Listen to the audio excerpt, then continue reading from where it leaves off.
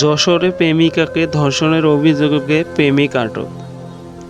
যশোর শহরের বোসপাড়া বুনোপাড়া এলাকায় জুসের সঙ্গে চেতনানাশক মেডিসিন মিশিয়ে প্রেমিকাকে ধর্ষণের অভিযোগে প্রেমিক তাজকে আটক করেছে থানা পুলিশ। এর আগে এ ঘটনায় প্রেমিক ও তার এক বন্ধুর বিরুদ্ধে কোতোয়ালি থানায় মামলা করেন ভুক্তভোগী ওই তরুণী।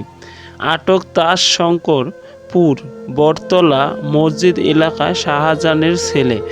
মঙ্গলবার তাকে আটকের পর আদালতে সোপর্দ করা হয়েছে।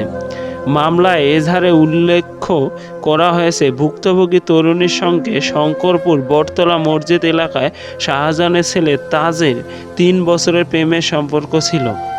ঈদের দিন সন্ধ্যায় ঘুরতে যাওয়ার কথা বলে তাজ তাকে বাসায় থেকে ডেকে নিয়ে যায়।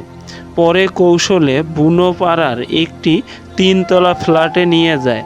ফ্ল্যাটের বাইরে পাহারায় ছিল তাজের বন্ধু আনন্দ, যিনি শঙ্করপুর নতুন বাস টার্মিনাল এলাকার মৃত আশেকের ছেলে। ফ্ল্যাটে ঢোকার পর তাজ তরুণীকে জুস খেতে দেন। জুস পান করার পর তিনি অর্ধচেতন হয়ে পড়েন। সেই সুযোগে তাজ তাকে ধর্ষণ করে। তরুণী চিৎকার করলে তাকে হত্যাসহ নানা ধরনের হুমকি দেওয়া হয়। পরে বিষয়টি পরিবারের কাছে জানিয়ে বৃহস্পতিবার রাতে থানায় মামলা করেন ভুক্তভোগীর পরিবার।